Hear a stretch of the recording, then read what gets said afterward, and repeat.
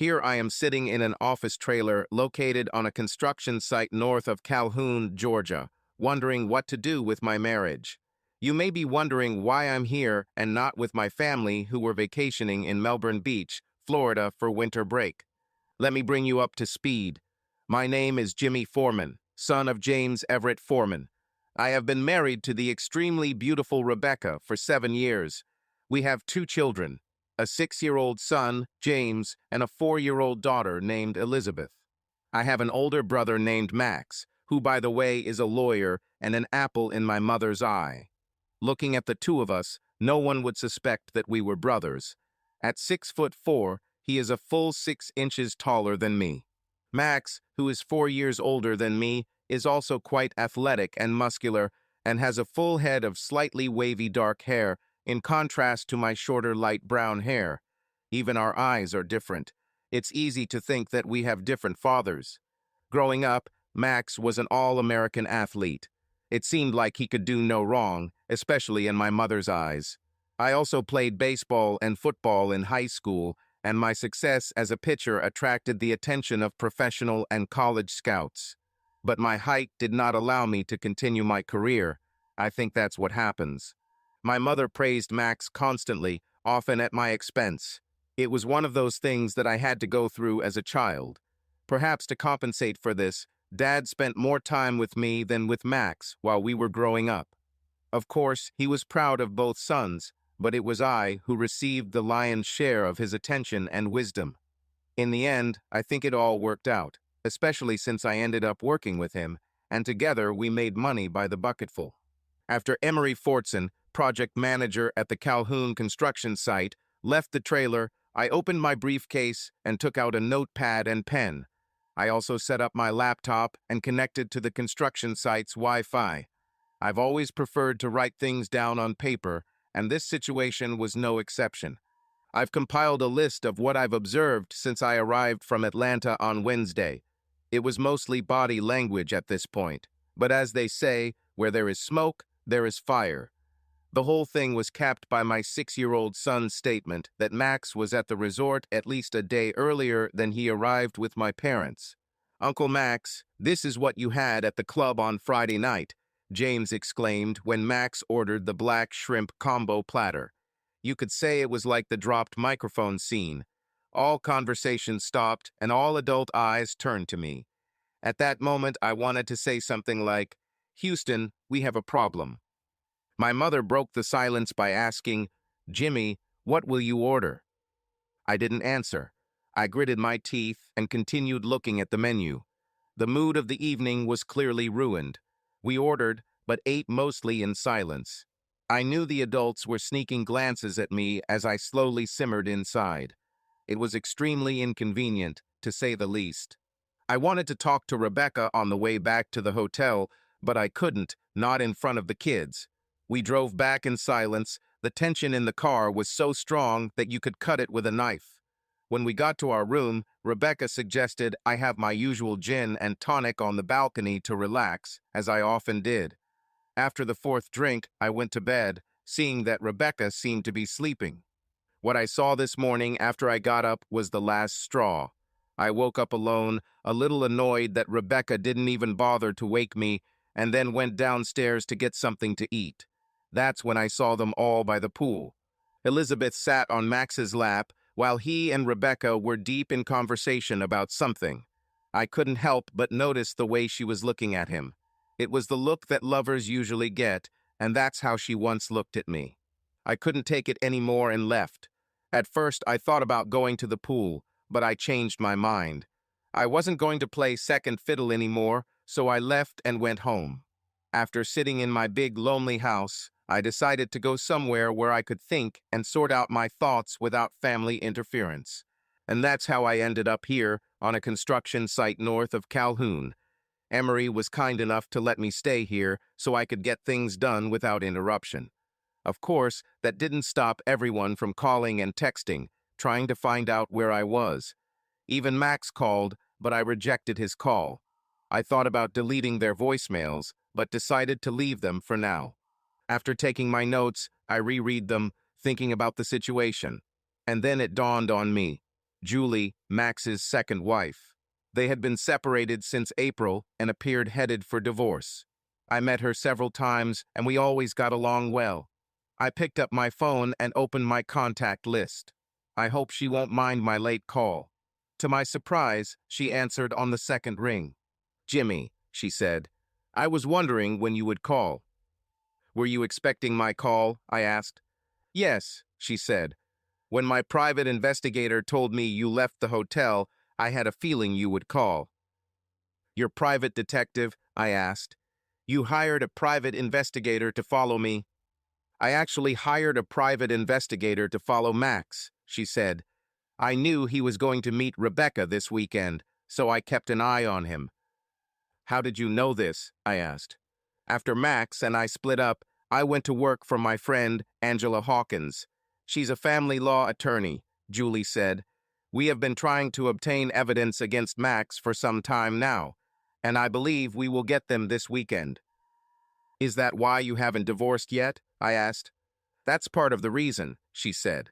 Part of it is that Max wanted to wait until we were separated for a full year before he filed for divorce. So you think Max and Rebecca are cheating on me? I asked. I think so, she said, but I think it goes further. I have every reason to believe that Max and Rebecca have been a couple since you married her, and there's something else. More? I asked, feeling nauseous. Yes, she said. I have reason to believe that your mother not only approved of the affair, but encouraged and facilitated it. My mother? I asked, stunned. Yes, Jimmy, she said. I'm sorry to be the bearer of bad news. I'm really sorry. You are a good person, and you don't deserve this at all. That would explain a lot. Then I had a terrible thought. What about the children? I asked. Are they his or mine? No one can say for sure without a DNA test, she said. But I have a feeling that at least one of them is not yours. I felt like I had been hit in the stomach. Where are you now? I really don't want to talk about this right now, I told her. Not on the phone. I'm trying to avoid my family at the moment and act according to circumstances. I understand, she said. Fully. Look, why don't you try to get some sleep and then maybe go back to Atlanta tomorrow? If you don't want to go home, find a long-term apartment. I would let you stay with me, but under the circumstances, I don't think it's a good idea. Let me know where you're staying and we'll move on. That sounds good, I told her. And don't worry, I won't tell anyone, she said. Thank you, I really appreciate it, I said. We said goodbye and I passed out. I sat there, processing what Julie had just said. Why didn't I notice this before? Was I so blinded by my love for Rebecca?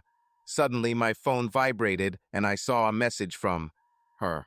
Please, the message said. Where are you? We're all going crazy here.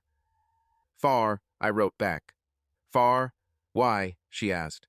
Is he there with you? I answered, ignoring her question. Who is he? She asked. You know who, I said. You mean Max? Yes, he's here. And he's worried about you. We are all worried, she wrote. Yes, I felt your concern from the moment I arrived, I said. It's not what you think, she wrote. Please call. We need to talk, she added, using the 4 words every husband fears. I sent 4 of my words. Yes, we need it. Later. I love you, she wrote. I looked at her message and was tempted to respond, but didn't. I didn't feel much love for Rebecca at the moment, not after what Julie told me. I put the phone on the table and looked out the window. Let her sit and think about my non-answer, I thought. The phone vibrated again with messages from Rebecca. Jimmy, are you there? Please, Jimmy, talk to me. I ignored both messages and turned to my laptop. After doing a quick search, I booked a long-term room at a hotel in Atlanta near my main office. Yes, it cost me a pretty penny, but I could afford it. Having done this, I opened the photographs of the children. I studied their faces for a long time and compared their features with Max's. The more I looked, the more I saw it in their faces. Could it be that he really is their biological father? Disgusted, hurt, and angry, I finally turned off my laptop and then lay down on the cot to sleep. Emery arrived early in the morning and we talked over coffee. I said goodbye to him and went to Atlanta, where I checked into my room.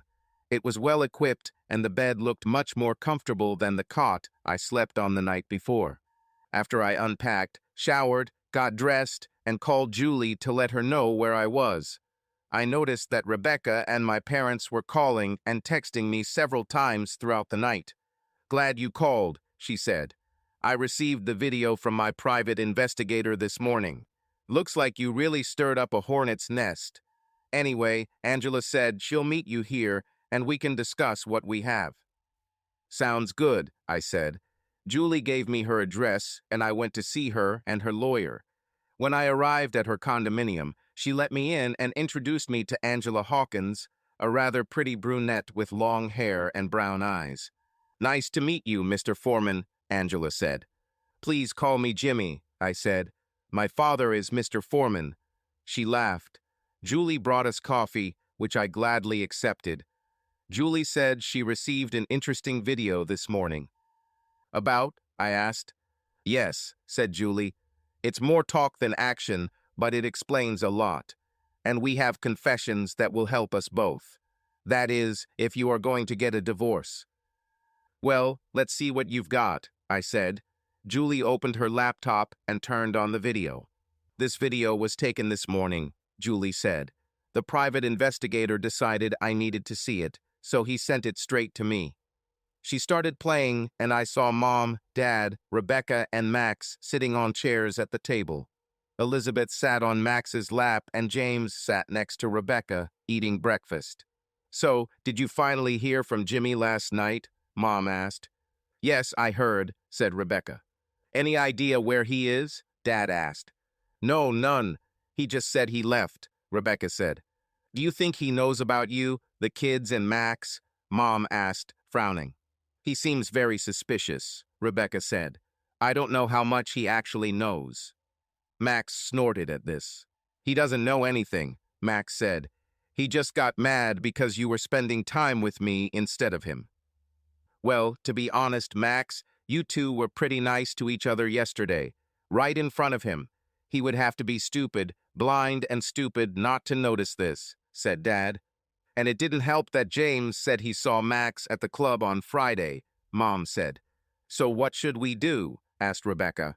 "I really don't want to hurt Jimmy. I may not be madly in love with him like I used to be, but I still have feelings for him." "We're continuing to do what we've been doing for the last 7 years," Max said. "He hasn't figured it out yet, so there's virtually no chance he'll understand, and he probably will never understand." "After all, Jimmy isn't the brightest light in the box," Mom said. "I mean, you have 2 kids with Max, and he still hasn't figured it out." "Are you absolutely sure Max is their father?" asked Rebecca. "Of course, honey," said Mom. "I'm not an idiot. I did DNA tests on them immediately after birth. I still have the results in my safe deposit box." "So we're sticking to the plan," Max said. "I will file for divorce against Julie in April, citing abandonment. I'll get a full divorce, and then we can continue with our plan." "And this?" Dad asked. "Jimmy will continue to work, support my children, and provide his wife with what she is accustomed to. And I will have exclusive access to Rebecca. Maybe I'll let her give Jimmy a little love every now and then to keep him happy," he said, bouncing Elizabeth on his knee. "So you don't want the business or his money?" Dad said. Max snorted at this. "I have my own money, and I don't know anything about what Jimmy does. Besides, he will need money to support my children. So no," Max said. "When were you going to tell him about all this?" Dad asked. "I was going to wait until my divorce from Julie was final," Max said. "What if Jimmy doesn't agree with your little device?" Dad asked. "Well, let's just say I have my ways of getting what I want," Max said with a grin. "What do you mean?" Dad asked. "Do you know what happens to people who go to jail for solicitation or erotica?" asked Max. "It's not beautiful. Would you set up your own half-brother just for his wife?" "You 3 are crazy," Dad said, seeming more than a little worried, like a man who had just woken up in a pit of rattlesnakes. "You'll never be able to get away with this." "Only reluctantly. I know how much children mean to him. And if it comes to that, well, we'll see what we can do, Max said. Mom chuckled at this.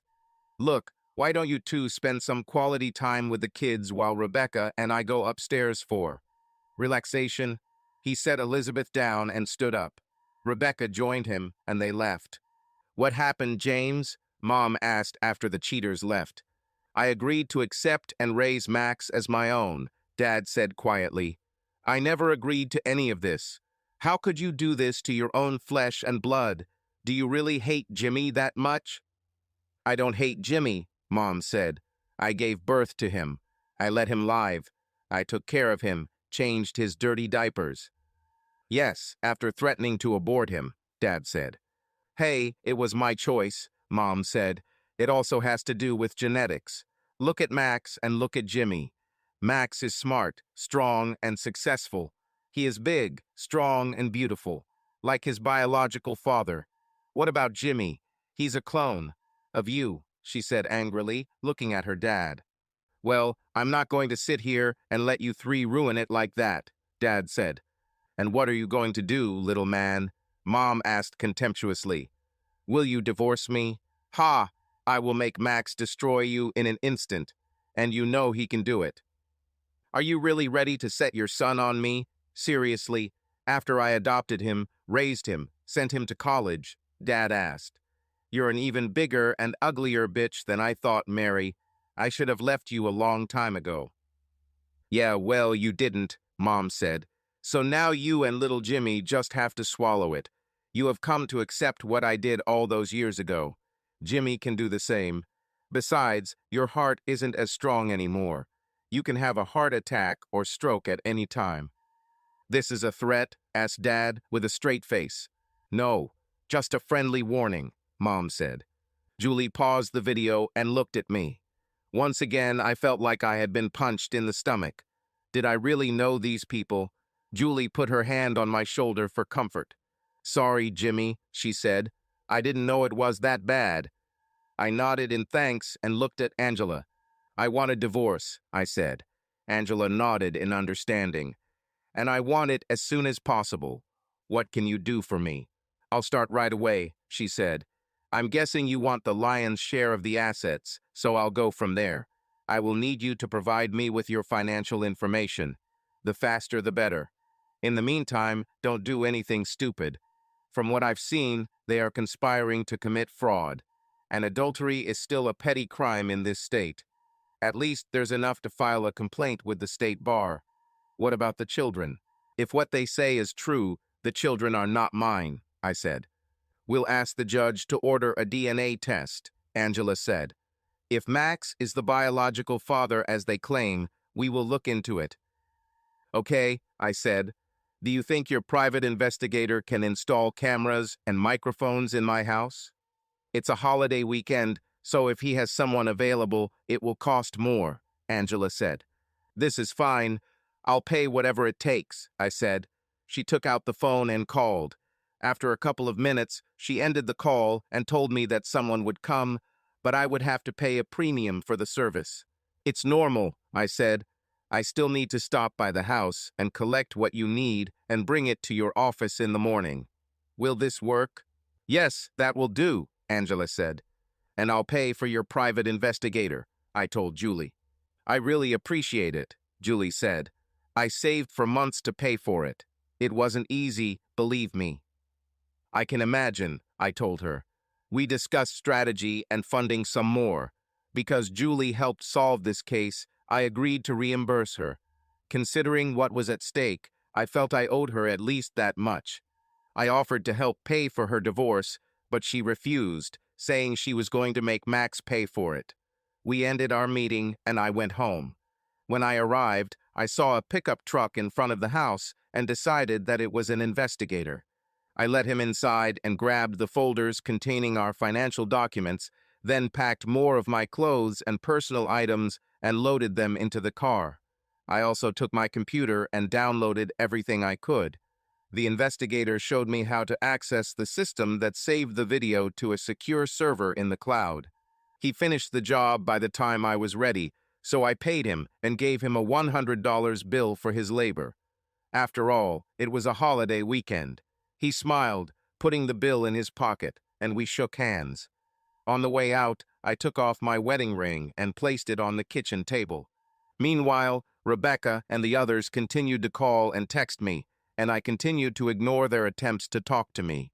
There was no family for me anymore.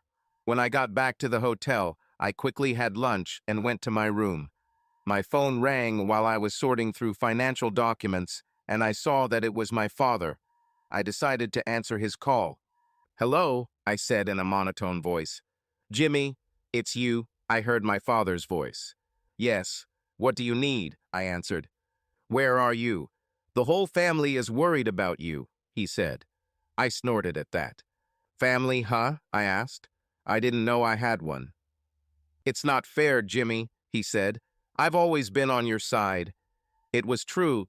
As far as I knew, he was always on my side, at least when I was around. "Suppose this is so, at least in my presence," I said. "So where are you?" he asked. "In the distance," I said. "Something got to me and I'm dealing with it. You taught me to stand up for myself. That's what I do." "Which things?" he asked. "I think you know very well what things are," I said. "You may not agree with them, but tell me something." "What?" he asked. "That woman you married. What did she do to you?" I asked. "It's a long story," he finally said. "She cheated on you, right? She gave birth to her lover's child and forced you to raise him as your own." "It was a long time ago," he said. "How do you know?" "I guessed it," I said. "It took a while, but I finally realized it after what I saw and heard over the past few days. I've always wondered why Max and I are so different in so many ways. And I often wondered why Mom treated me like dog shit. Now everything makes sense." "Jimmy, please." "That's not true," Dad said. "Bullshit, Dad," I said. "Don't insult my intelligence by lying to me. Not after all these years." "Okay, son," he said. "I won't. But I need to tell your mother something." "What do you want me to say?" "Your wife made you a willing cuckold, and she tried to make me one too. You can tell your wife that as far as I'm concerned, my mother is dead to me," I told him. So did my supposed brother and my soon-to-be ex-wife. I heard him gasping as he spoke. "I can't tell them that. All hell is going to break loose, you know that, right?" Dad asked. "So what?" I said. "They intended to destroy me first. At first I was too stupid and gullible to notice this. They shed first blood." "What about your children?" Dad asked. "You know, they will have the hardest time." "I don't have children, remember? 3 of your friends took care of it," I said. "Have Rebecca and your wife explain to them that their Uncle Max is actually their father. Besides, from what I've seen, they'd rather be with Max anyway." "What are you going to do?" Dad asked. "Whatever it takes to protect yourself," I said. "I know this is hard to accept, Jimmy, but please don't let it change you," Dad said. "It's too late for that, Dad," I said. "Now my eyes are completely open. I know exactly where I stand in this so-called family, and I am not going to sit idly by. Goodbye, Dad. I'll talk to you later." At this point, I ended the conversation and returned to my business. Soon after, my phone rang again. This time it was Mary, Dad's wife. I answered the call reluctantly. "Hi," I said. "Jimmy, this is your mother," she said. "I'm so sorry my mother died," I told her in a monotone voice. I didn't hear anything for a few seconds, then I heard a slight sob. "Jimmy, this is not even remotely funny," she said. "I'm your mother, and I want to talk to you." "That's Mr. Foreman for you," I said. "You may have given birth to me, but you are not my mother. She's dead to me. What do you want, Mrs. Foreman?" "So now it's Mr. and Mrs. Foreman, isn't it?" she asked, and the bitch began to extend her claws. "Okay, Mr. Foreman. I was going to apologize to you for how things went this weekend. I hoped we would have a good time, but you ruined everything by leaving us. We were worried that something might happen to us." "Yes, that's right," I thought, grinning. "Yes, something did happen, Mrs. Foreman," I said. "I saw the truth. I have discovered that most of the people I grew up with are nothing more than lying, backstabbing snakes. And I suspect that there is something about the woman I married that I simply cannot live with. The untenable position you put me in so I could figure out how to deal with everything. And what have you decided? She asked. I heard the mockery in her voice. I don't think it bothers you, Mrs. Foreman, I said. Now, if you'll excuse me, I have things to do. Wait, she said. Jimmy, Mr. Foreman, I know you're upset, and I don't blame you. If I saw and heard what you did, I would be upset too. Just know that we all love you. I have 2 beautiful children who need you. Right. Well, I'll keep that in mind, Mrs. Foreman, I said, ending the conversation. I poured myself a cup of coffee and went back to my business. Soon my phone vibrated again. Won't these people just leave me alone? I asked myself. I looked and saw that it was her, my future ex-wife. I thought about letting it go to voicemail, but then I realized I promised her we'd talk later. So I answered the call. What? I asked, a little alarmed. Jimmy? Asked Rebecca. What do you want, Rebecca? I asked in an unfriendly tone. I just wanted to know if you were okay, she said nervously. We're all very worried about you. I bet you do, I said sarcastically. Please, Jimmy, don't act like that. The children miss their father. Is it true? Weren't they just with him? I asked. What? She asked in surprise. You heard me, I said. They couldn't get away from me fast enough to be with him, and they spent Friday with him at the club. I'm guessing you were there too. Jimmy, I don't know what you're talking about, she said. Bullshit, Rebecca, I said. Come on, get on with it. Why did you call? Is it true? I just wanted to let you know that we are going to be leaving the hotel, she said. I have to go back to work next week. Will I see you when I get home? No, I said. No? Where will you be? She asked. It's none of your concern, I said. Jimmy, what happened? You don't even look like yourself, she said. Please, Jimmy, talk to me. I care about you and love you. Is it a fact? I asked. Of course, I could have been deceived. Despite what you, Max, and Mrs. Foreman think, I'm not stupid. Mrs. Foreman? Do you mean your mother? She asked. I don't have a mother. As far as I'm concerned, she's dead, I told her. I heard her gasp when she said that. You can't mean that, she said. Yes, I know, and you know why, I said. Jimmy, I don't know what you think about this, but we need to talk when I get back, she said. We'll talk, okay, I said. Only one. What is it? She asked. Adultery is still an offense in Georgia, I said. If you are found guilty, you could go to jail for a year. Why are you telling me this? She asked. You're a smart girl, I said. You will figure it out yourself. Goodbye. With this, I ended the conversation. A couple of minutes later, the phone rang again.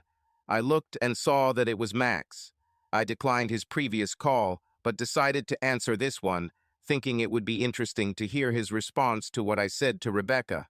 What? I exclaimed when I answered. Jimmy, it's me, Max. Your brother, he said calmly. That's what I knew when your name came up. What do you want? I'm busy, I said. Look, Jimmy, I think there's been a serious misunderstanding, he said. I just wanted to clear things up. You are right. After what I heard at dinner and what I saw in the pool, and Rebecca barely paid any attention to me, I bet that's the main thing, I said, and I'll deal with it. Rebecca told her what you told her, he said. First of all, I don't know where you got this information, but in Georgia for 100 years, no one has been convicted of adultery. Secondly, it is extremely doubtful that law enforcement officers will intervene in the case, even if you file a complaint. Mom and Dad told me what you said, and I have to say that it really hurts me. Mom is completely crushed. I understand that you are upset, and I cannot say that I blame you for the current circumstances. Look, I'm flying back to Atlanta with Rebecca and the kids. When we get to your house, why don't you and I go somewhere, have a drink, and talk like brothers? We haven't done this for a long time. Perhaps we can deal with this, clarify the situation, so to speak. What do you say? He asked. I realized that I let my emotions speak for me, which can cause them to flare up too soon. The last thing I needed was for someone Max knew to hack into my computer and download dirty videos. I had to make them think I was just being suspicious. I needed to calm him down a bit, sound a little uncertain. I needed to strike first, and to do that I needed them to think I was just throwing a grown-up tantrum. I took a deep breath before answering. "We'll talk someday, Max," I said evenly, through clenched teeth. "But it will be at a time and place of my choosing." "Okay, Jimmy," he said. "If you want it, I will always be with you." "I want it that way," I said. "For now, leave me alone. No more phone calls. No more messages. I will contact you all when I'm ready and not a minute sooner." "No more calls or messages. I see," said Max. "Do you want to talk to Mom, Dad, or Rebecca?" "No," I said. "I've already said my part." "Okay, Jimmy," he said. "We will talk later." At this point, I ended the conversation and hung up. I tried to control my tense breathing and pounding heart. Through the red haze, I wondered if Max was mocking me, or if he was so arrogant that he didn't even realize what he'd done. The bastard didn't deny a single thing. Having calmed down, I decided to grab a quick snack and then flopped onto my bed to sleep for a few hours. I knew the flight to Atlanta would take about an hour. Given the roughly 2 hours it would take to get through security and the roughly hour it would take to drive home from the airport, I figured I'd have to wait about 4 hours, and I wanted to keep an eye on security as Max and Rebecca approached the house. When I got up, I checked the time and figured they could come through the front door at any time, so I grabbed my laptop and logged in. There was no activity anywhere, so I figured they had probably stopped along the way for gas and something to eat. I made coffee, went to the toilet, and sat down again. About half an hour later, I saw the front door of my house open. Rebecca and Max walked inside, each carrying a sleeping child. They looked around the darkened room, then turned on the light. "His car isn't here," Rebecca said. "I don't know if he was here or not." "Let's put the kids to bed and look around," Max told her. I watched as they carried the children to their rooms. They went downstairs and Rebecca went to the kitchen. "Why don't I make us some coffee?" she asked. "Sounds good," Max said, sitting down on the sofa. Rebecca walked into the kitchen and turned on the light. That's when she saw my ring in the middle of the counter. She gasped as she took it. "He was here," she said, holding the ring. Max stood up and walked over to her. "It doesn't change anything," he said dismissively. "He's just letting off steam." "How much do you think he knows?" she asked cautiously. "He doesn't know anything. Trust me," said Max. "I don't know," Rebecca said, carefully putting the ring back in place as if it might explode. She looked a little shocked, despite Max's confident words. "He seemed to know a lot when we talked." "He was just trying to push you into confessing," Max said. "He was ignorant for 7 years and is still ignorant." "But you've never seen it work before," Rebecca said. "I'm afraid you and your mother may have underestimated him." "Look, we've been cuckolding him for 7 years now," Max said. "He still hasn't figured it out, and he won't if we're careful." "I know we've been very careful over the years, but his dad was right. We were pretty open this weekend," she said. "Trust me, darling. We could have sex right in front of him, and he would never understand," Max said. "Why do you and your mother hate him so much?" asked Rebecca. "It's not about hating him," Max said. "You could call him a beta male. This means that he exists to serve those who are better than him." "How are you?" asked Rebecca. "Something like that," Max said, shrugging. "Come on, let's look around, see if anything is missing." I watched, changing camera images as they moved from room to room, looking for what I had taken or left behind. I thought maybe I should have tipped the technician more. They didn't come across any of the cameras, although they searched the house, going from room to room, looking for what was captured.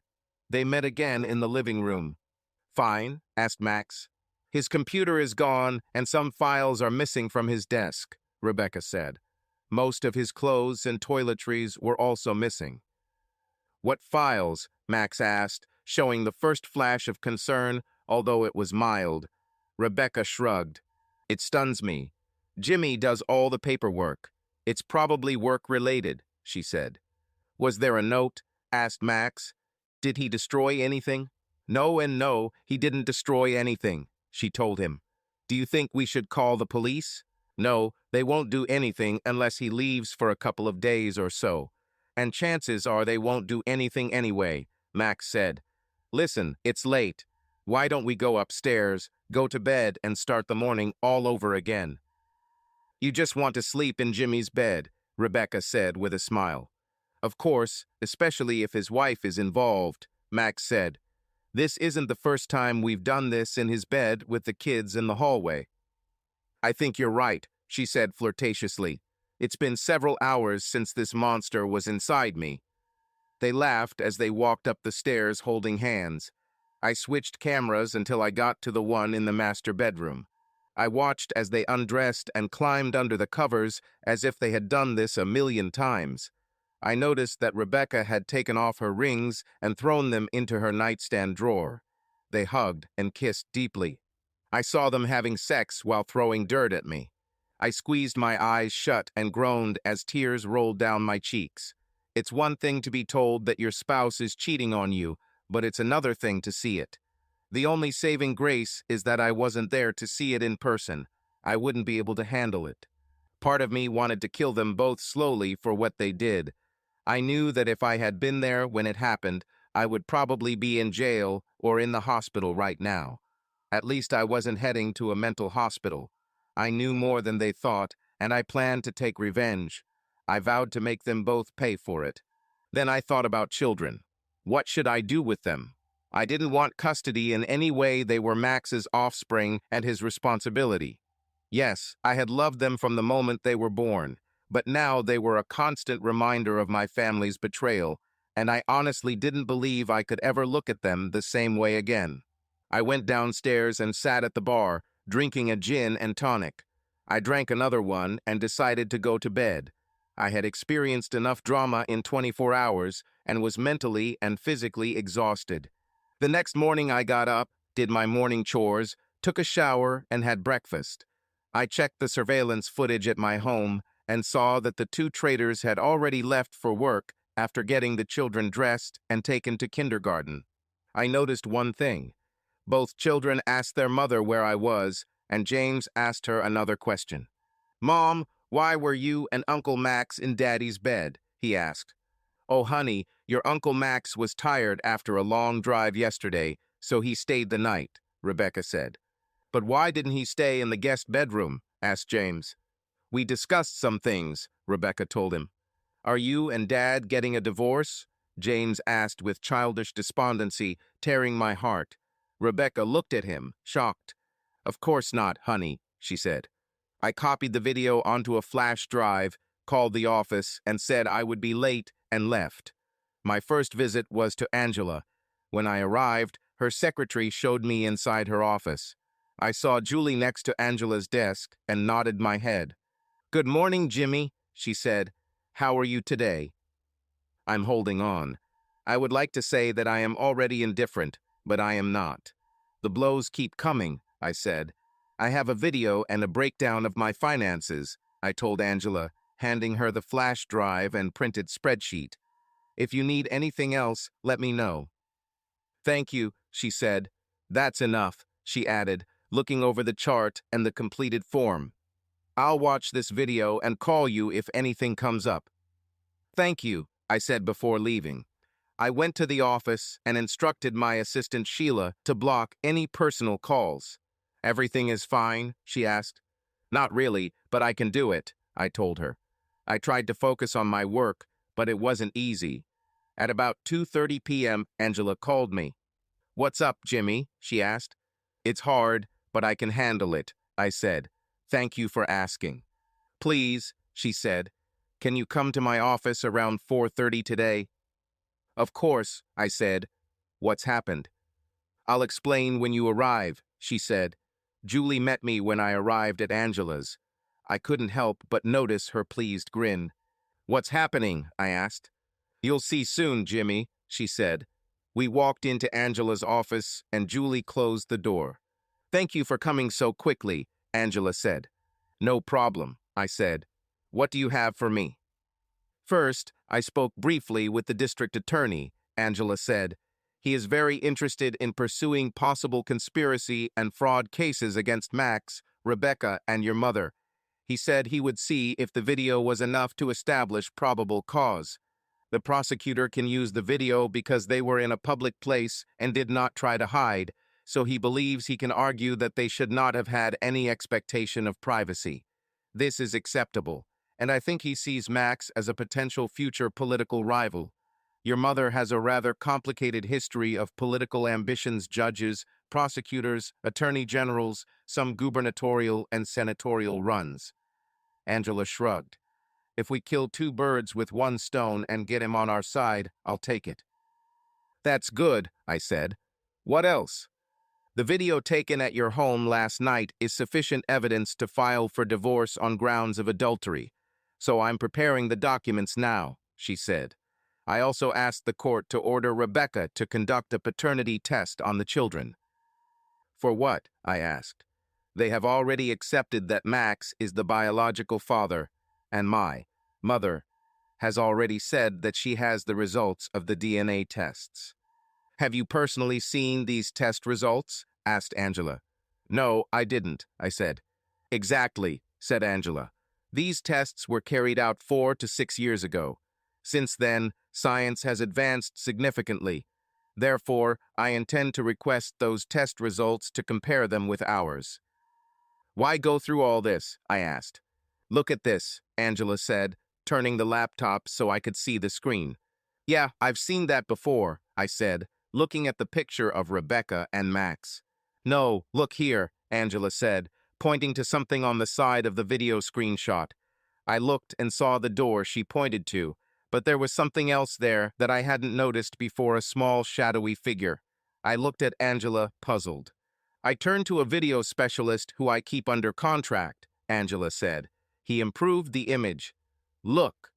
She brought up the image, and I could clearly see who was standing in the doorway. It was James, his eyes wide open as he watched his mother have sex with Max. Oh my God, I said. It's no surprise that James asked Rebecca if she was getting a divorce. Can I call someone? Child guardianship authorities, perhaps? I doubt they'll do anything based on that alone, Angela said. However, the judge will certainly not look on it favorably. Have you considered asking for custody? No, I didn't, I replied. I thought they were Max's children. I'm not interested in raising other people's children. But what if they turn out to be yours? Asked Angela. You seem to think that this is really possible, I said. I've seen things that aren't so strange, Angela said, and I think we need to be prepared for any eventuality. Max is an arrogant bastard, but he is a cunning and dangerous lawyer. I want to drive him into the center of the minefield that I will create. A video of him hinting at planting evidence against you will be disturbing, but it won't get him disbarred, since he can easily claim that he was just bragging, joking, or being angry. The indisputable results of the DNA test will be a pretty big stick to beat. We'll see what the DNA test results are first, I told her. Okay, Angela said. When was the last time you spoke to them? Saturday before I left them in Florida, I said. Maybe you should call them tonight, just to let them know you're okay and you're thinking about them, Angela said. It will also be a show of goodwill for the judge. It will show that you are trying to do the right thing. Maybe you're right, I finally said. So, what's next? We'll get the results of the DNA test, then I'll apply for both of you, Angela said. How long will it take to get results? I asked. It usually takes about 8 to 10 days, but you can get results in 48 to 72 hours if you don't mind paying extra, Angela said. Okay, I said. I will pay extra to get results faster. When will the judge sign the order? I should get it tomorrow, Angela said. If so, I will give Rebecca the summons that same day. Here's the contact information for the lab I usually use for this, she added, handing me a business card. As soon as she is served with the summons, I will send you a message with a case number. You can use it as a reference when you give your DNA sample. Thank you, I said. This is all? For now, yes, Angela said. Don't worry, Jimmy. We will get through this. We said goodbye, and I left to eat and rest. It took a lot out of me, and I just wanted it all to end. When I got back to my room, I turned on the house surveillance system to see what was going on. Rebecca appeared to have just returned home and was tending to the children. I realized that I really missed the kids, so I decided to call home as Angela suggested. The Foreman residence, Rebecca said when she answered the phone. Apparently, she didn't see my number on the phone screen. "Hi, Rebecca," I said. "Jimmy, where are you? When are you going to come back home?" she asked excitedly. "I just called to talk to the kids," I said. "But when are you coming home?" she asked. "I don't know," I replied. "Can I talk to the children now or not?" "Of course," she said. "Wait." I heard her calling for James and Elizabeth, telling them I was on the phone. James answered the phone first. "Dad, where are you?" he asked. "I'm doing some things," I said. "Are you all right?" "Yes," said James. "I just want you to be home." "Me too," I said. Surprisingly, I spoke sincerely. I wished I could really be their father and tell them a bedtime story while Rebecca and Max burned in hell, of course. "Tell me something. Just say yes or no. Does your Uncle Max stay with us when I'm away?" I asked. "Yes," he said immediately. "All night long?" I asked. "Yeah," James replied. "Has this been going on for a long time?" I asked. "Yes," James answered sadly. "Thanks for your honesty, James," I said. "Please, so when are you coming home?" he asked. "Don't know. As soon as possible," I said, barely resisting the urge to cross my fingers. Damn them all for what their scheming is doing to two innocent children. "I love you," he said hopefully, with complete childlike honesty. I felt tears welling up in my eyes. Even though I hated what Max and Rebecca did, the fact was that I loved these two children, and I would miss them terribly after this was all over. "I love you too," I finally said. He passed the phone to Elizabeth, and we talked for a while, mostly me listening to her talk about her dolls. We exchanged "I love yous," and she handed the phone to Rebecca. "When are you coming home, Jimmy?" she asked. "I don't know," I said. "I'm not sure I even have a home." "This is nonsense, Jimmy, and you know it. I need you to come home. The kids need you back too," she said. "What's gotten into you?" "It's not what came over me," I said. "It's a matter of who found you." "What?" she asked, feigning shock. "What made you think I was with someone other than you?" "Please don't insult my intelligence," I said. "I've had enough of you all. You didn't even bother to tell me that you were with Max and my parents at the Indian River Club that Friday while I was sleeping. Instead, you made it clear that they would just arrive on Saturday. You lied to my face. You think I didn't notice how you and the kids were hanging around Max this weekend. How would you feel if you watched the person you love most in the world do this right in front of you?" "So that's the thing," she said. "You think I'm cheating on you because I was nice to Max?" "Polite? Are you kidding me? You practically pounced on him right in front of me. The whole time I was there, you didn't even let me kiss you on the cheek. You tried your best to keep us from being alone. Do you have any idea how painful it was to see the woman I loved more than anything in the world do that?" "Wait, you said loved. In the past tense," she said. "Don't you love me anymore? I wonder when she will realize this." "What do you think?" I asked in response to her question. "How would you feel if you were me?" "Jimmy Foreman, you need to come home now," she said after a few awkward moments. "We'll sort this out when you get back." "What if I don't come back?" "Then perhaps I will find solace in your brother's arms," she said angrily. I stared at the monitor, hearing her words echo in my ears. Part of me was glad I was writing it down. The other part wanted to bury her up to her neck in an anthill. I saw her expression change as she realized what she had just said and tried to justify herself. I'm sorry, Jimmy. It just kind of slipped out. You hurt me. You've never hurt me before, and it just threw me off balance," she said. I gave in to my emotions and answered before I had time to think. "Rebecca, when was the last time we made love?" She looked dumbfounded, clearly not expecting such a question. Then she looked worried, bordering on panic. If the dull pain where my heart used to be did not suddenly become so sharp, its rapidly changing expression would be comical.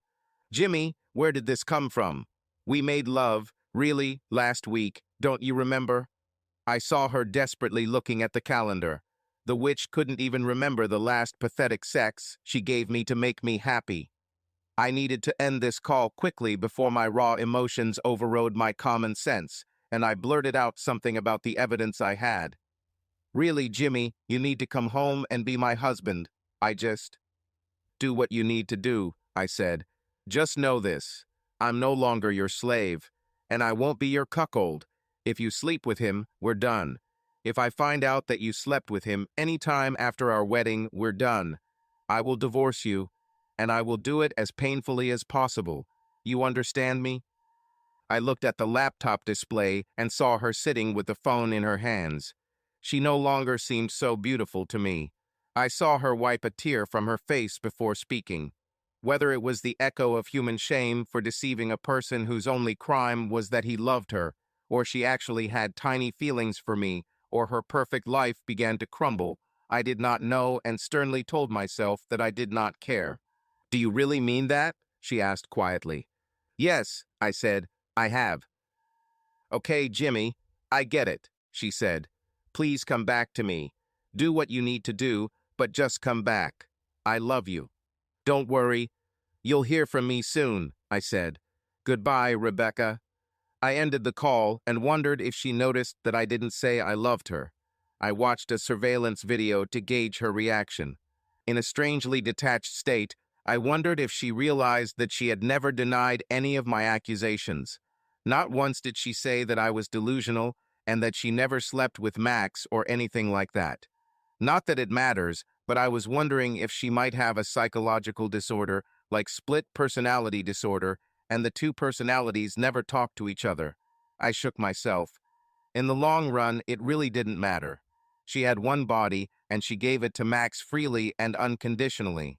She held the phone in her hand for a little longer, staring at it. She then hung up the phone slowly before collapsing into her chair. I stretched out on the bed and turned on the TV, all the while keeping an eye on the laptop that stood on the table against the wall. After some time, maybe an hour or so, I saw Rebecca answer the doorbell. It was Max, no doubt coming for his evening affair. Are you okay? He asked, entering the room. You look like someone took all your cookies. She laughed. Jimmy called earlier, she said. Talk to the children. This is a good sign. Did he talk to you? Max asked.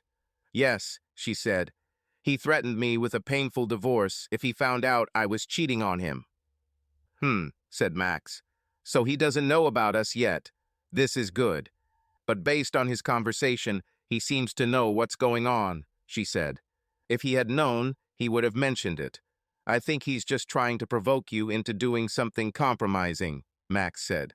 Do you think it's time you talked to him? Rebecca asked. Max thought for a few moments before answering. Not yet, he finally said. Let's see what he does first. Are you staying here tonight? She asked. No, I have to leave for Savannah early in the morning for a meeting with a client. I'll go see my mom while I'm there, he said. I may be gone for a couple of days. Can you handle it? Everything will be fine, she said. Call me when you arrive. Definitely, he said, kissing her. I love you, Max, she said. He smiled as he answered. And I love you too, he said. This hurt me the most. Did I ever really know these people? At 2:30 p.m. the next day, I received a message from Angela. Rebecca was given a subpoena to perform a paternity test on the children. Shortly after this, I received a very angry call from my cheating wife. What does it mean? She screamed. What does this mean? I asked, remaining calm. This order is for DNA testing for children, she screamed. What are you trying to do? I'm not trying to do anything, I said. I just want to know if the children are mine. What makes you think they're not yours? She asked. I have reason to believe that they may not be mine. After I saw your behavior at the pool, I looked carefully at the photos of me, the children, and Max. I wanted her to think that I only had suspicions.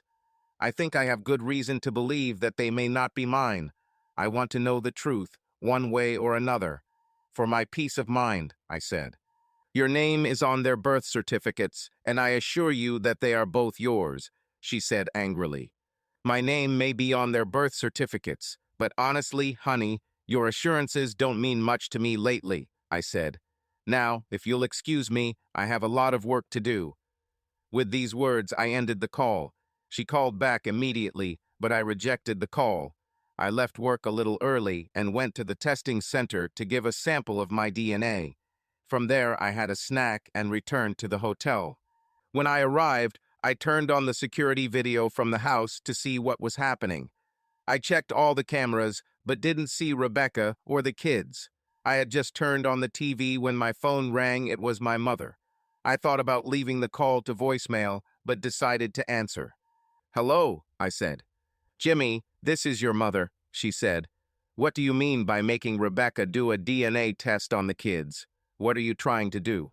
First of all, I told you that my mother died, Mrs. Foreman. Secondly, I made it clear to Max that I will call you myself. You do not have to call me. And thirdly, what I do is none of your business, I said. Stop this Mrs. Foreman thing, Jimmy, she said angrily. I am your mother, whether you like it or not, and you will not speak to me in that tone. And what? I challenged myself, thinking that maybe I could provoke her into admitting something for my recorder. Will you punish me? Give me a break. Okay, Jimmy. Mr. Foreman, if you prefer, she said. What is this paternity test all about? A man has a right to know whether the children he raised are his own, I said. But these are your children, she said. I have reason to believe otherwise, I said. What makes you think that? She asked. I think you know very well, I said. I heard her sigh over the phone. Jimmy, I don't know what's gotten into you these last few days, but I think you need to get your head out of your ass and come to your senses, Mary said. And what does it mean? I asked. I want you to cancel this order, Mary said. We'll talk later. That's not how it works, Mrs. Foreman, I said. Do you want to confess something? No, Jimmy. Sorry, Mr. Schubert and Foreman, she said.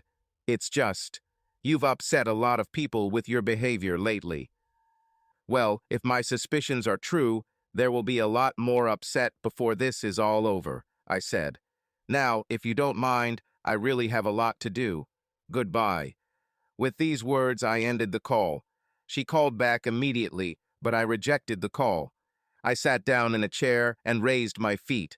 I turned on the TV and computer and found myself watching both the TV so I wouldn't explode and the computer so I could see what was going on in my house. Eventually, I saw Rebecca enter the house with 2 children in tow. She didn't look happy, but I didn't care. Apparently, she went to fast food, which surprised me since she usually hated eating that kind of food. I saw her send the kids upstairs before throwing the bag and 3 empty cups in the trash. Then she picked up the phone and called someone. Hi, it's me, she said. I just returned with the children. Can you believe he actually got orders for DNA testing on the kids? It's so humiliating. The technician was there with the sheriff, and I didn't have time to sneeze before they were taken away and swabbed. I thought she was talking to Max and tried to hear what was said on the other end, but couldn't. Then she spoke again. Do you really think that's what he's doing? She paused, listening carefully. I have a copy of the order. It was submitted by one Angela Hawkins. She listened and finally said, Are you still here? Yes, she is listed as the attorney who filed the application. Does it mean something? She asked. She sat down and put her hand on her head, listening. Do you promise me that you will call him? Today? Okay. Thank you. I love you too. Bye. She ended the call, and I realized she was talking to Max. A few minutes later, my phone rang, and I saw that the call was from Max. I launched the call recording app I had bought earlier at Angela's insistence and answered. What do you want this time? I asked, answering his call. I told you I'll call you when I have time to talk. What am I hearing about paternity testing? Max asked. This is what they usually do when they want to confirm the paternity of children they have raised, I said. What do you care about? Rebecca said it was humiliating how you handled it, Max said. Was it really necessary to do this to her? Humiliating? You have no idea what humiliation is, I said. Jimmy, I talked to Mom and Rebecca. They are devastated. What's going on with you? Max asked. Let's just say I'm learning a lot about my so-called family, I said.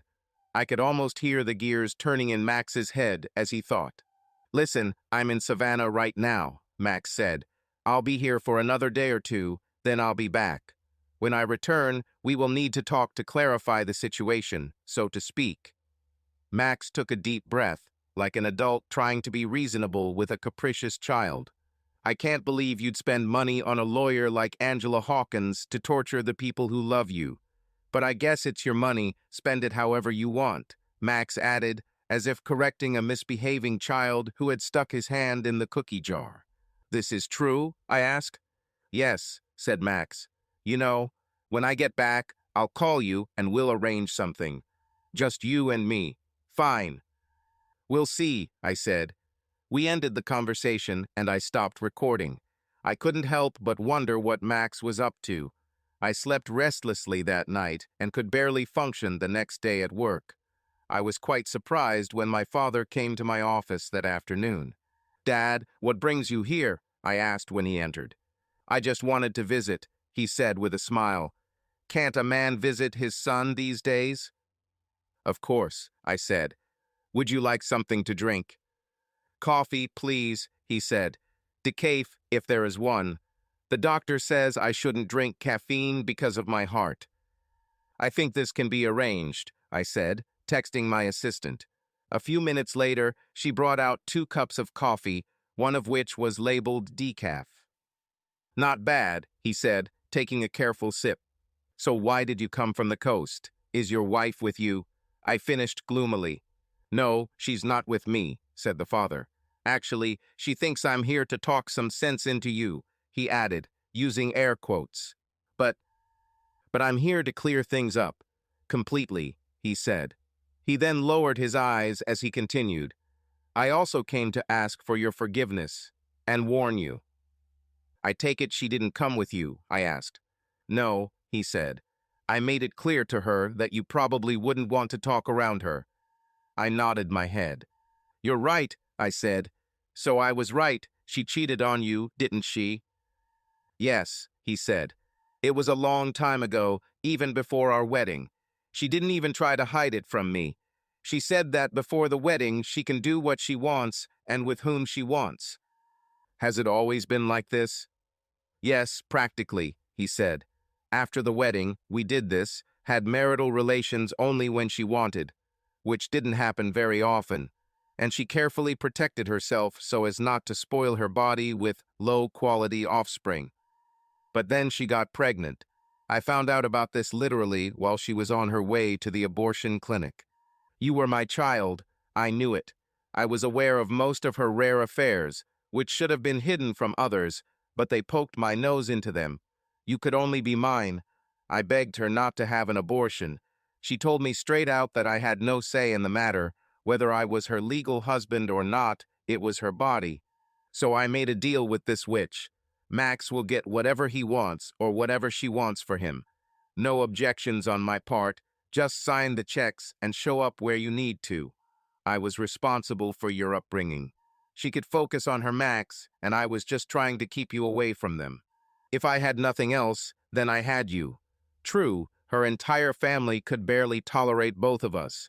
I know they made sure that only Max was mentioned in their wills. You were practically non-existent to them, despite the fact that you had as much family blood as Max, if not more.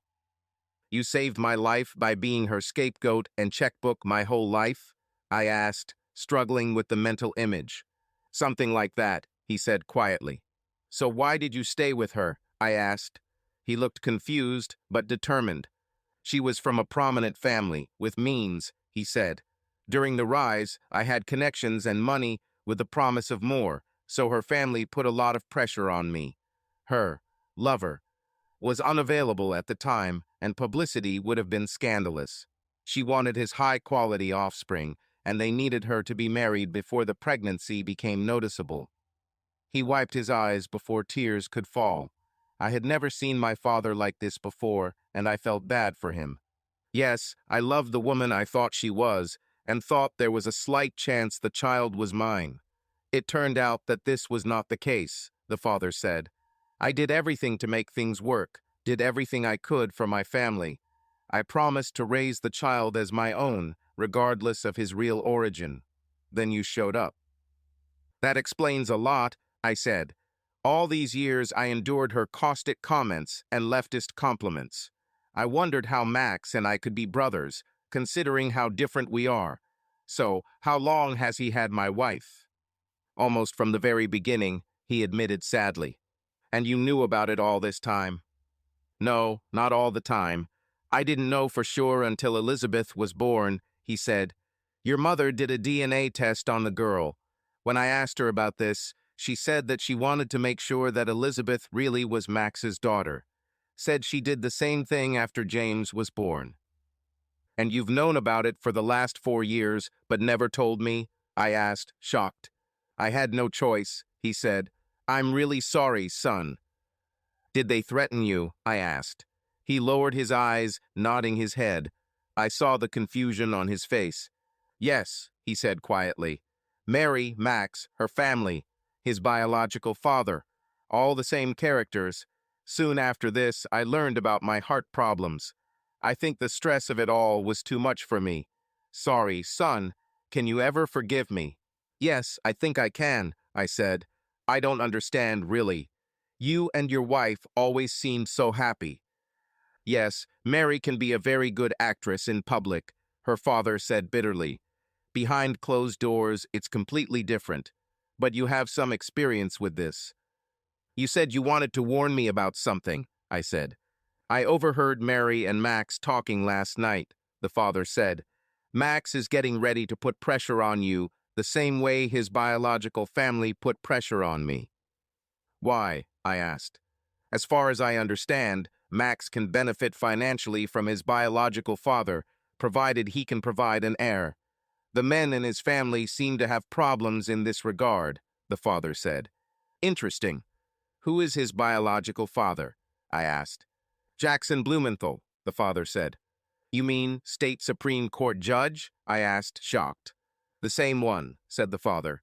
At that time, he was a very influential lawyer from a family of influential people. Their story is very similar to Mary's family. Lawyers, judges, district attorneys, attorneys general, politicians. He married a woman for her money and family connections, but they had no children. Divorce could cause too much unrest, scandals, bad feelings. That's why he and Mary were introduced. He was a handsome, influential man, and an arrogant bastard. Mary was beautiful and young and was more than ready to have a high-quality child. Blumenthal's wife is sick now. I don't know if she knew anything about what was happening, and I am vulnerable, so to speak. I strongly suspect that the widow and widower will be reunited in the not-too-distant future, and Max will be the heir apparent. He looked at me sadly. Especially if your children have Max and Jackson genes, family blood. What do you want to say? I asked. I think that in the future, say, when Elizabeth leaves for college, you will be pressured to give Rebecca a modest, quiet, unquestioning divorce. Rebecca and Max will marry in a small, private ceremony, move to another state, and Max will adopt children. He looked at me with tears in his eyes. Or, if you don't accept their terms, I suspect the grieving widow will be comforted by her late husband's brother, and things will just naturally take their course. Sorry, Jimmy. Like father, like son. The father chuckled at this. So when should Max push me? I asked. In the next couple of days, the father said. I knew Max was going to talk to me when he returned from Savannah. I have an idea. Would you agree to testify about this in court? I asked. What are you planning? Asked the father. I can't tell you everything now, I said, but I plan to overthrow them all if I can. Hard. The father thought for a few moments before answering. Okay, son, he said, whatever I can do to help. Oh, before I forget. He pulled an envelope from his jacket and handed it to me. What is this? I asked. I took a copy of the DNA test results from the safe. These are certified copies. I don't know what it all means, just a bunch of dashes, numbers, and jargon. Maybe your lawyer can look into it, he said. Thank you, I said. I'll let Angela take a look at this. How long will you be in the city? Not for long. I'm leaving this afternoon. I'm dating a couple of people, but I wanted to see you, to take the burden off my soul.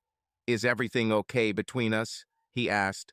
I looked into his eyes as he taught me and saw a man hoping for forgiveness from his son.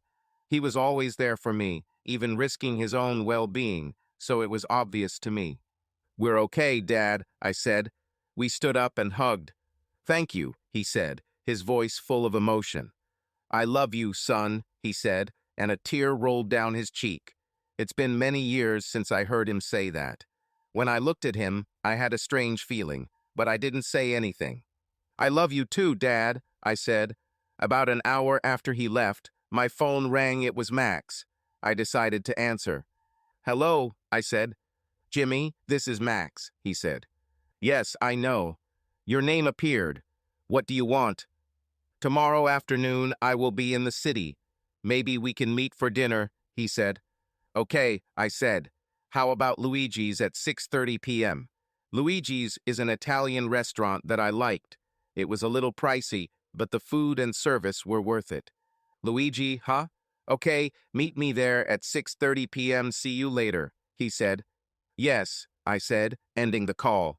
Then I called Angela's office and made an appointment. I also told her about the upcoming meeting with Max.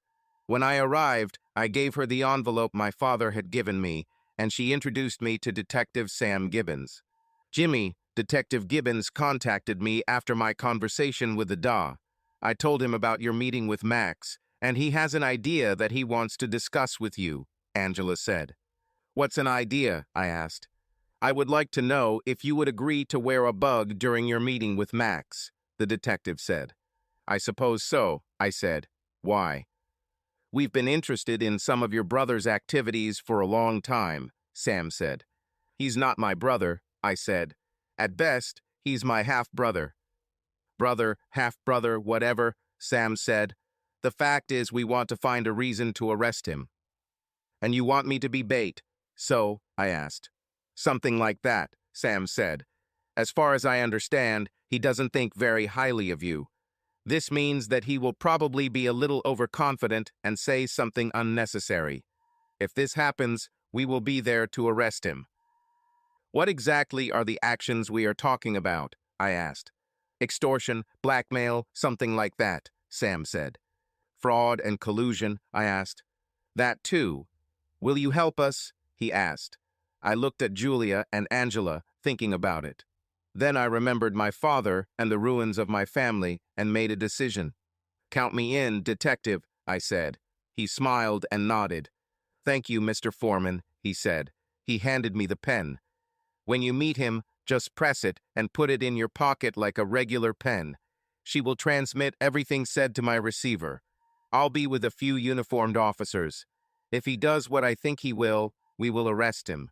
Don't worry. We've got your back. I appreciate it, I said. I saw Angela's face break into a wide smile. What's happened? I asked. According to these reports, Max cannot be the father of either child, Angela said. At best, he's an uncle and a pretty distant one. The British have a word for how I felt at that moment, stunned. It took me a while for what she said to sink in. But Mary claimed the tests showed they were Max's children. I said, it does not make sense.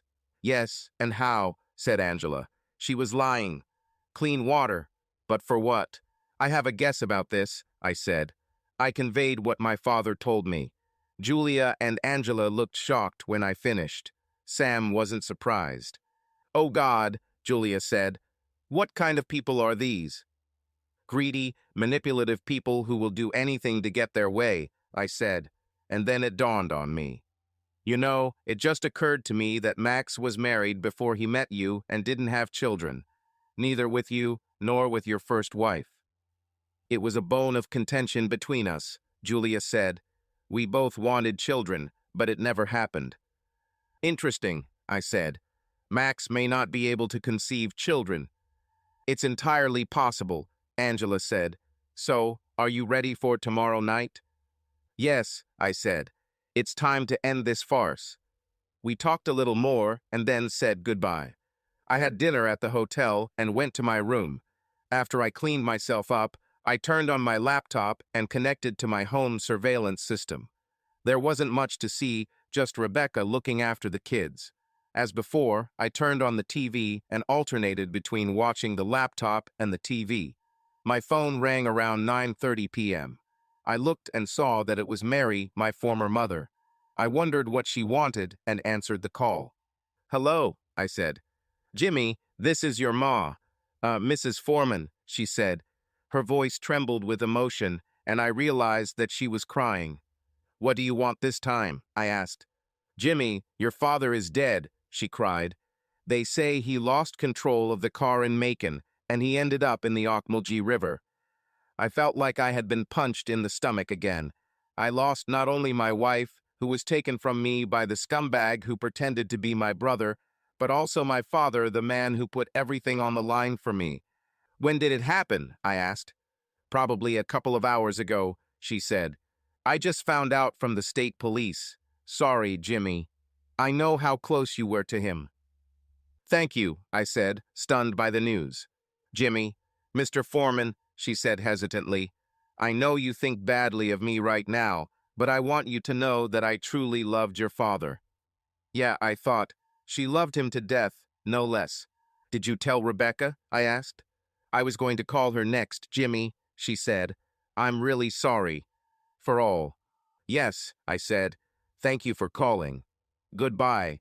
I ended the call and hot tears streamed down my face. The man who sacrificed everything for me is now dead. And then it dawned on me. He knew this would happen. I couldn't explain it, but it was the only logical explanation. I collapsed on the bed, sobbing. Then I heard Rebecca talking to someone on the security video. I steeled myself to watch. "Hello," Rebecca said, answering the phone. "What? When did it happen?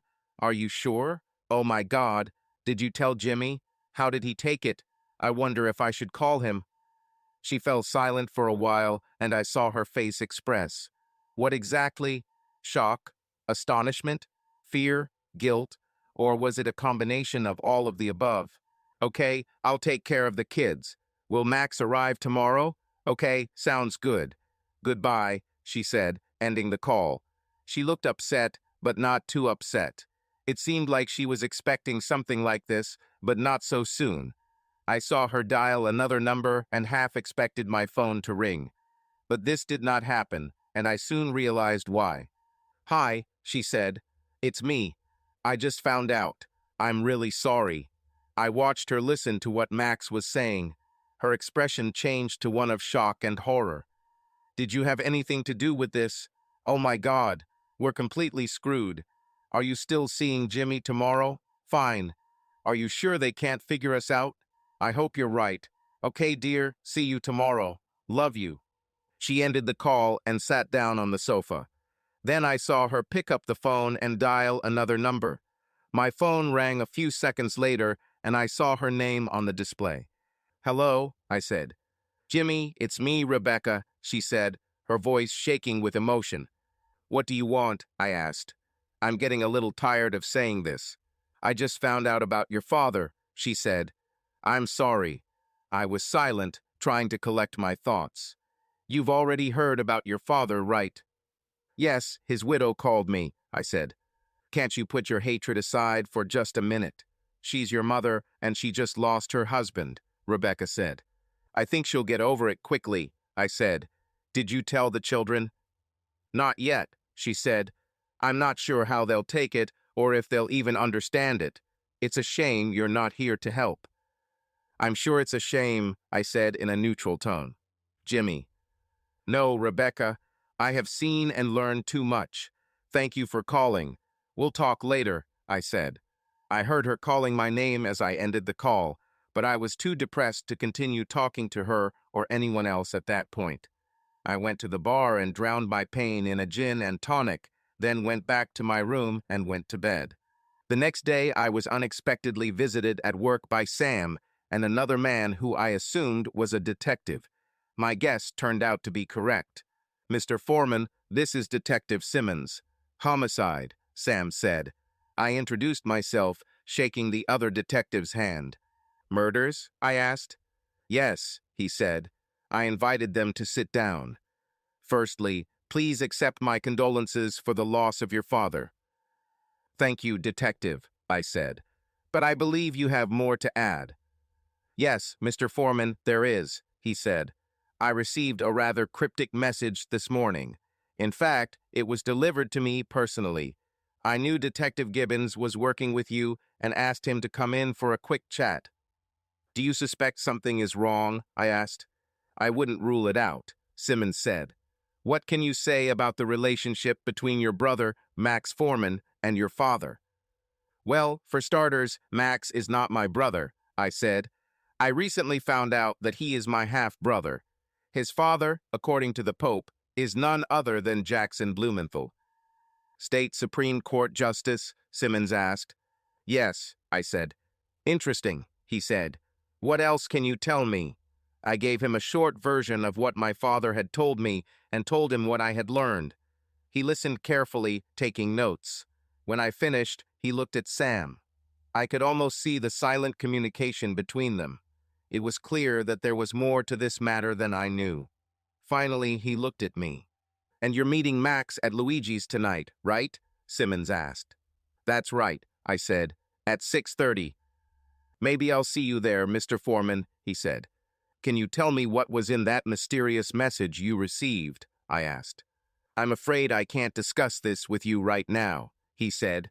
"By the way, did you know that your father changed his will?" "No, I didn't know," I said.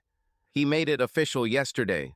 According to his lawyer, Jason Miller, some pretty significant changes have been made," Simmons said. "You didn't know about this?" "No, I didn't know," I said. "He didn't say anything about it to me." "Okay, that's all for now, Mr. Foreman," the detective said. "I may have more questions for you later, so I ask you to stay in the city for a while." "I guess I can delegate site visits to other engineers," I said. "Let me know if I can help." "Thank you, Mr. Foreman," Simmons said. "We'll be in touch." With these words, they got up and left. I walked them to the door and closed it after they left. I couldn't help but wonder if Max had something to do with his father's accident. I returned to my desk and saw something that wasn't there before: a very small USB flash drive. It was lying on the edge of the table in front of the chair in which Simmons was sitting. I didn't remember him leaving anything there before. I took it and inserted it into my laptop. After my antivirus confirmed that the flash drive was clean, I opened it and saw a single Word document. I double-clicked on it and saw that there was an IP address, username, and password. I entered the IP address into my browser and was prompted to log in. I entered my username and password, and a screen filled with screenshots of dates and times appeared in front of me. The most recent one was dated yesterday morning. I double-clicked on it, and my video app opened. I saw Max sitting in my parents' living room with Mary. "When did he leave?" asked Max. "He left early this morning," Mary said. "Any idea what was on his mind?" asked Max. "I know he was going to see Jimmy," she said. "I think he was also planning to meet with Jason about something. Yesterday, he received a call from Jason's office." "Well, it could be for many reasons," Max said. "Maybe he's just discussing his taxes." "Perhaps, but I don't think so," said Mary. "He has something on his mind, I know that for sure. I was told that he recently opened the safe and took out copies of some documents." "DNA test results?" asked Max. "I think so," said Mary. "He hasn't been himself since this whole Jimmy thing came out. That worries me." "Do you think maybe he's finally got some courage after all these years?" Max asked with a grin. Mary giggled in response. "Maybe both him and Jimmy," she said. "What do you want to say? Do you want it removed as we discussed earlier?" Max asked quietly. Mary looked at him seriously before answering.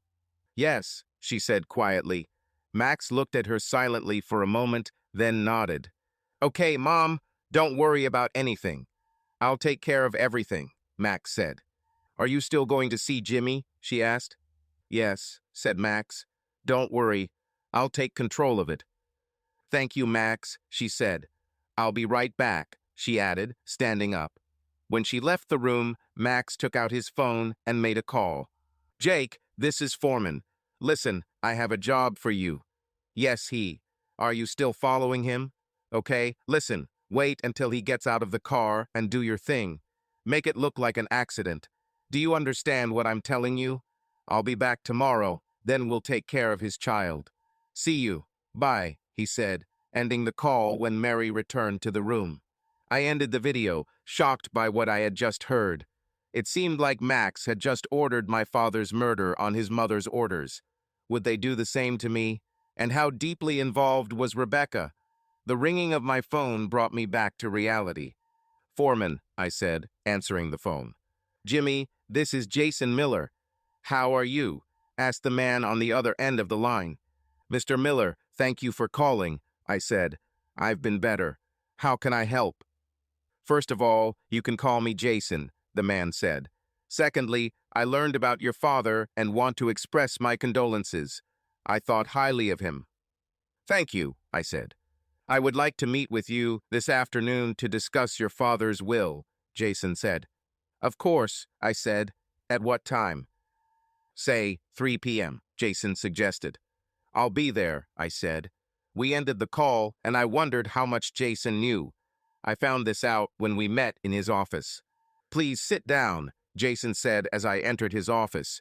He took out a rather thick portfolio and handed me the document in a folder. This is your father's will. He changed it shortly before the accident, and it's good that it is so. Have you ever talked to him about this? No, I didn't, I said. Well, you have a copy of what I filed in probate court this morning, he said.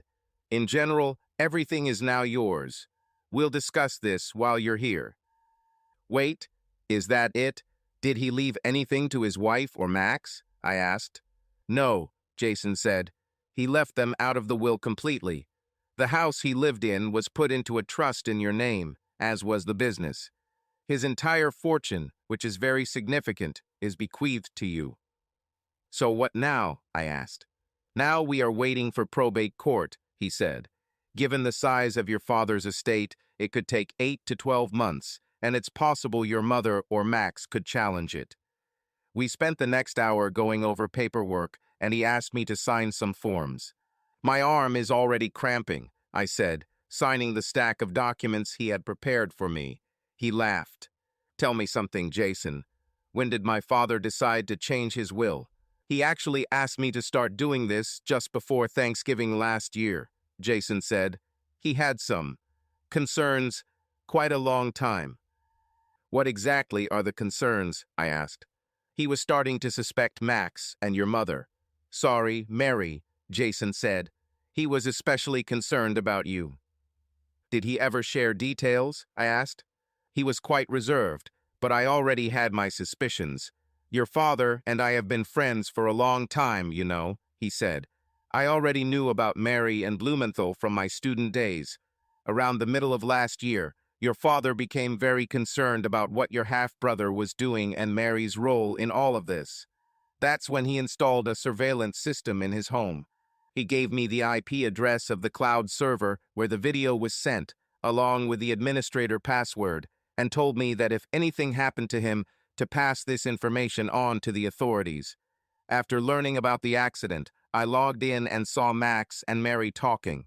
I followed your father's instructions and personally relayed this information to Detective Simmons, he said.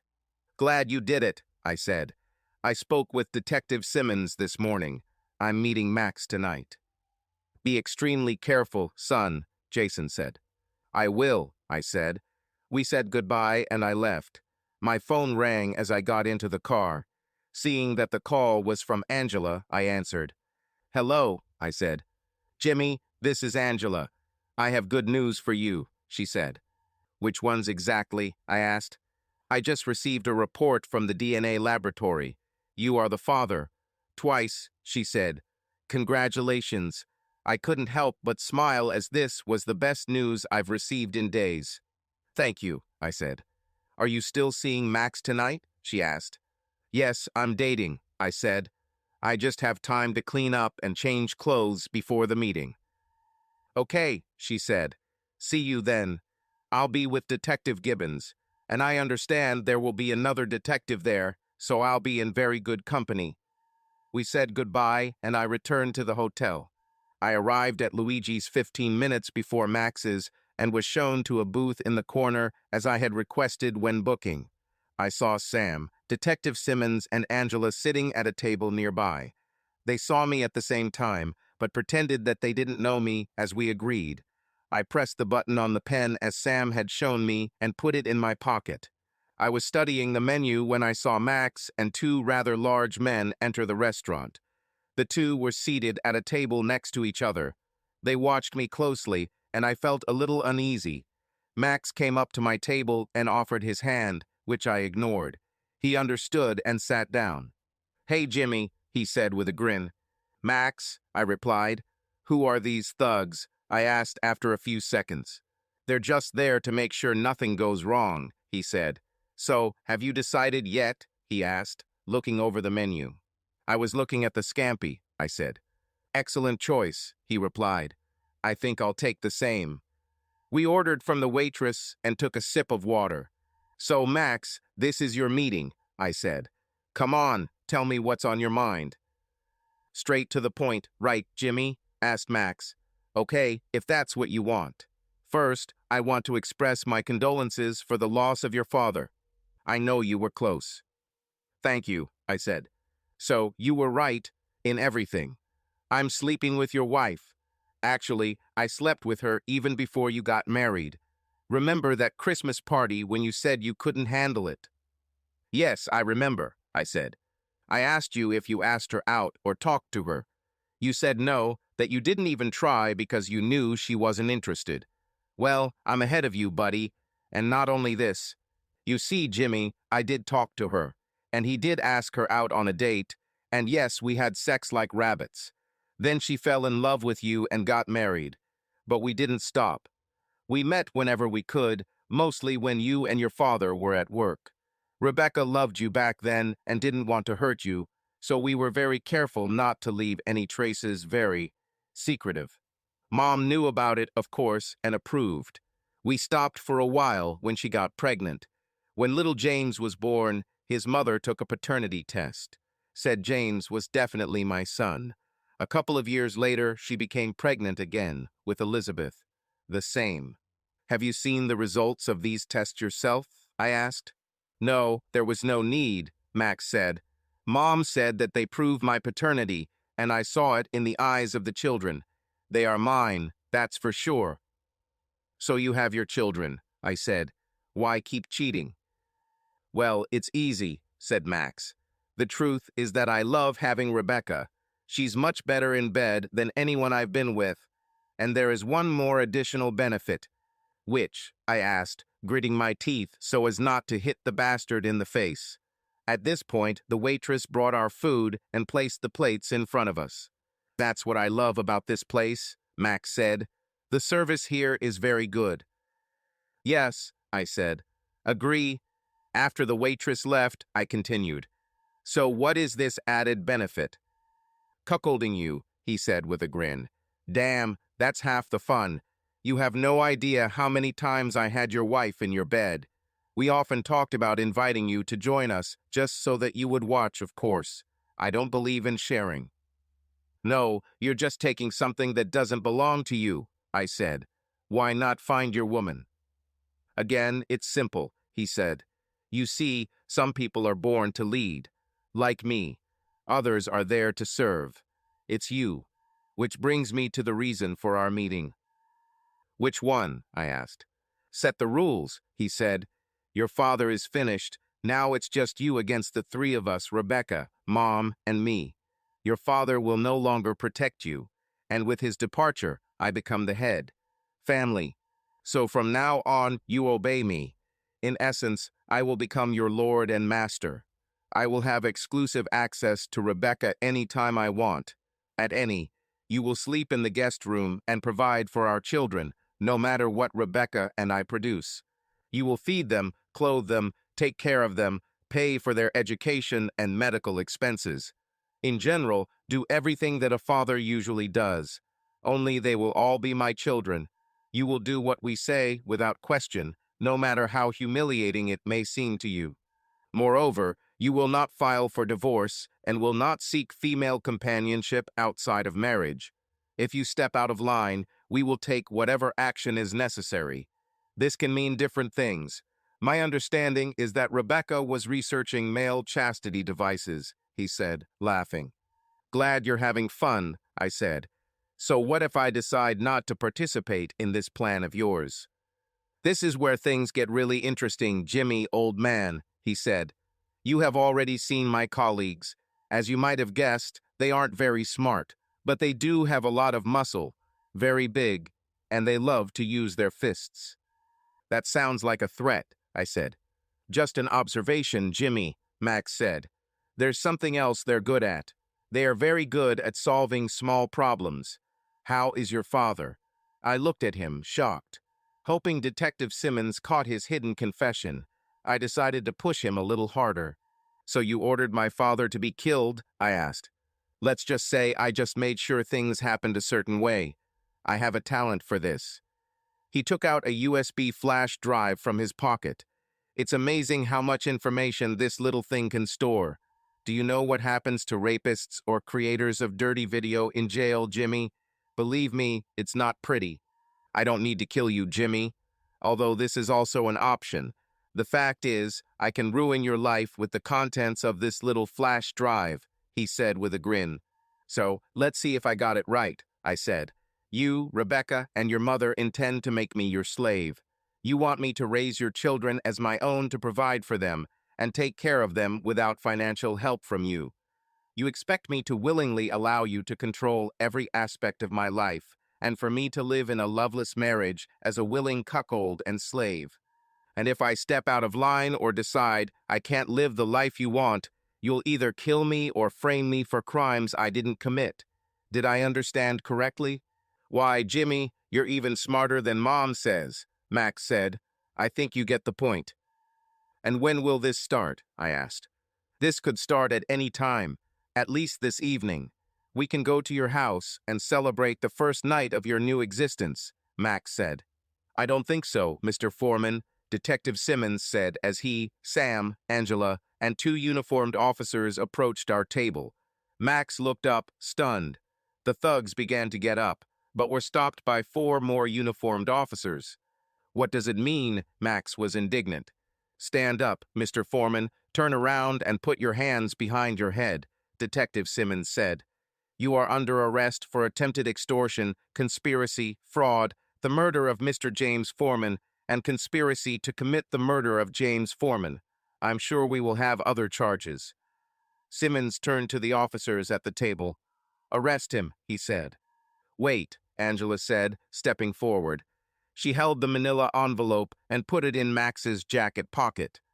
Mr. Maxwell Foreman, you have received a subpoena, she said with a smile.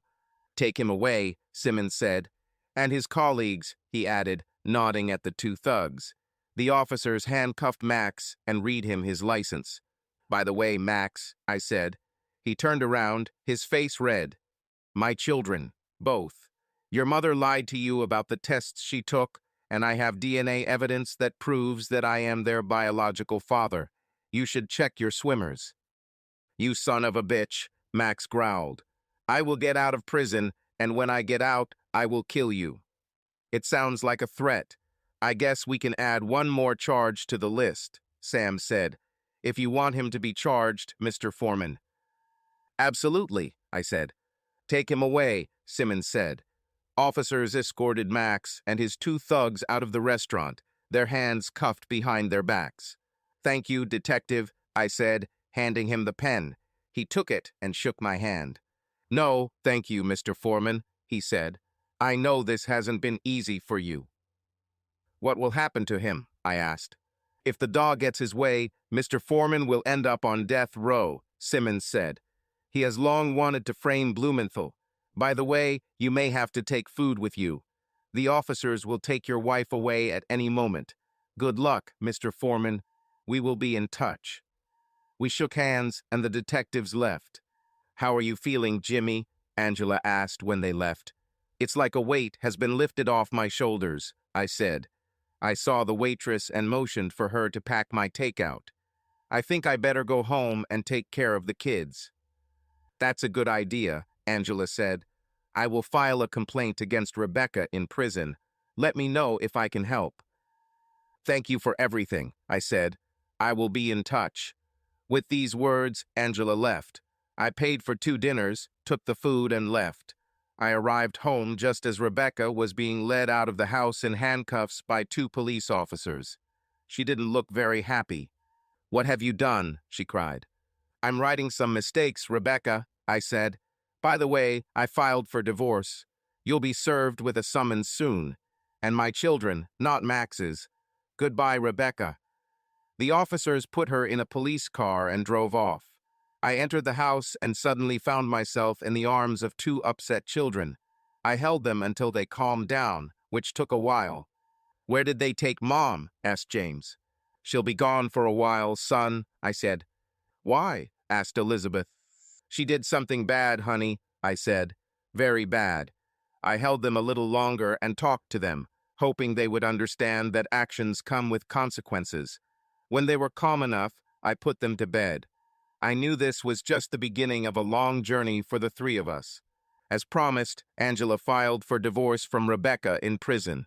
I was there with the process server when it happened. She looked completely unwell. The DA brought several charges against her, and she could have faced decades in prison. "Why, Rebecca?" I asked. "I thought we loved each other." "Sorry, Jimmy," she said. "I really loved you, but Max and his mother were very persuasive. I never wanted you to get hurt." Nonsense, I thought. And this nonsense about making me your slave and cuckold. "Did you really think I was just going to get over it?" I asked. "It was basically Max's idea," she said. "But you agreed," I said. "According to Max, you were researching male chastity devices." "Again, it was mostly his idea," she said, "but his mother encouraged it. She said that she also thought about it in relation to your father." "But you knew what was on his mind, didn't you?" I asked. Lowering her head, Rebecca nodded. "Yes. By the way, the DNA test showed that I am the children's biological father," I told her. "Mary lied about that too. That's all about his superior genes." I stood up and looked at her. She looked so unhappy, but at that moment I didn't care. "Sign the documents, end this fictitious marriage. I will let the children write to you and visit you from time to time." With these words, I turned and left. I heard her crying, but I didn't care. She made her choice. Max went to trial and faced more charges than I knew about. It turned out that state and federal agencies were also very interested in his dubious dealings. As a result, he was disbarred and sentenced to death. He is now on death row while his appeals work their way through the courts. Mary was also charged with my father's murder and received a life sentence. Rebecca was found to be an accomplice and was also sentenced to life imprisonment. Both of them will be eligible for parole in 15 years, I'm told. The case caused a media stir after it became known about Max's relationship with Blumenthal. Blumenthal denied any connection with Max, but the allegations made it impossible for him to remain on the bench. He eventually resigned, but was still hounded by the media. Unfortunately, little James and Elizabeth suffered the most. In a short period of time, they lost both Mama and Papa, as they called my parents. They also lost their Uncle Max, whom they loved dearly, and their mother. Angela and Julia arranged consultations for them, and for me too. Being a full-time single father and the owner of a successful business was not easy, as I quickly learned. I hired a nanny to help with the children while I worked, but realized that this was not a substitute for a mother. I tried dating but found that I had severe trust issues and couldn't connect with anyone the way I did with Rebecca. Perhaps one day I will find a woman I can love and trust. But I'm not rushing things. Now I am happy that I am alive and have 2 children. I think in the long run, I'll continue to do what I've been doing so far, improvise as best I can.